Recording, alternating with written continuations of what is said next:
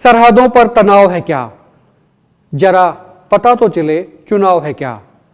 राहत इंदौरी साहब ने ये लाइन यूं ही नहीं कही थी। इनके पीछे एक बड़ा मकसद था, तस्वीर थी, जिससे पता चलता था कि माहौल चुनावी है। नमस्कार, मैं हूं सर्वेश कुकरा। एक मत पोस्ट में आपका बहुत बहुत स्वागत। 2024 किसके सपनों को देगा उड़ान और किसके इरादों को मिलेगा विराम। क्या खट्टर हरियाणा की राजनीति में हैट्रिक लगा पाएंगे या फिर भूपेंद्र सिंह हुड्डा अपने चश्मो चिराग दीपेंद्र सिंह हुड्डा को सीएम की कुर्सी तक ले जा पाएंगे। इन सभी का फैसला जनता इसी साल करेगी, 2024 में ही करेगी। यही आज का आगाज है। ऐसा नहीं है कि बीजेपी ने कोई बहुत बड़ा तीर मार दिया हो। बहुत बड़े कामों की फेहरिस्त भी बीजेपी के पास में नहीं है। कांग्रेस की कमजोरी बीजेपी की ताकत बनती जा रही है।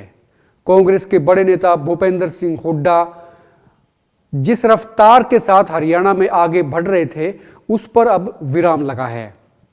विराम की भी कई बड़ी वजह हो सकती हैं, या फिर आप कहें कि कई बड़ी वजह हैं, लेकिन उन पर आज नहीं, फिर किसी दिन चर्चा करेंगे।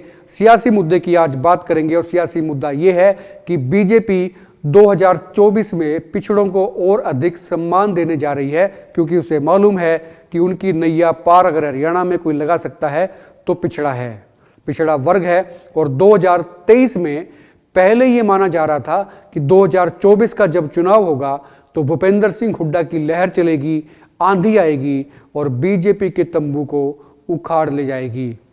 लेकिन ऐसा आज के दिन कम से कम नहीं लग रहा है। 2023 जब खत्म हुआ है तो ऐसा लगने लगा है कि कांग्रेस के तंबू में ही छेद हो चुके हैं। छेद करने वाले खुद कांग्रेसी हैं या बाहर की ताकतें हैं, ये भी एक सवाल हो सकता है। सोचने वाली बात यह है कि अचानक हरियाणा में ऐसा क्या और क्यों हुआ। एक तो नेताओं की गुटबाजी और दूसरी सबसे बड़ी वजह कांग्रेस में अच्छे मैनेजर्स की कमी 2024 में इनका बंटाधार कर सकती हैं। कुल मिलाकर कांग्रेस के लिए 2024 में सत्ता का रास्ता मुश्किल होता हुआ दिखाई दे रहा है। इससे भी बड़ा सेटबैक भूपेंद्र सिंह हुड्डा को निजी तौर पर लग सकता है, क्योंकि 2024 में वो अपने पुत्र दीपेंद्र सिंह हुड्डा को सीएम की कुर्सी पर बैठाने का सपना देख रहे थे।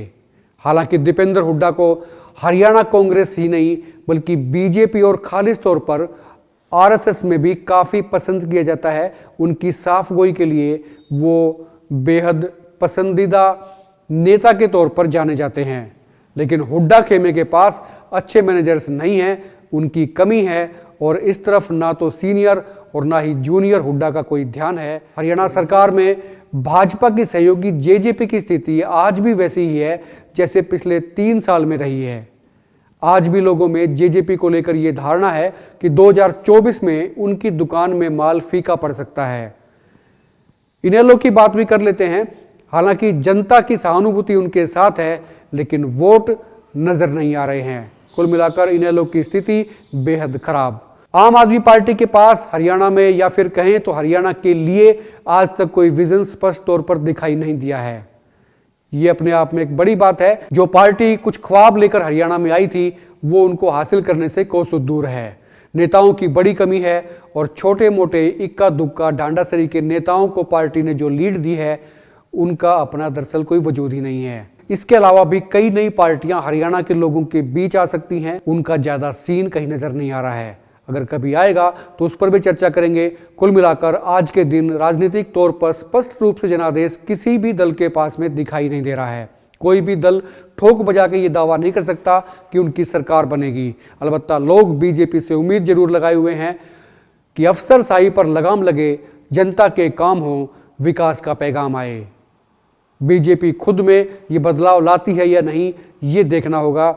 आप अपना खूब ख्याल रखिए और नए साल पर एक नया संकल्प जरूर लीजिए, जो आपकी ज़िंदगी को और अधिक हसीन बनाएगा। तंदुरुस्त रहिए, खुश रहिए। नमस्कार।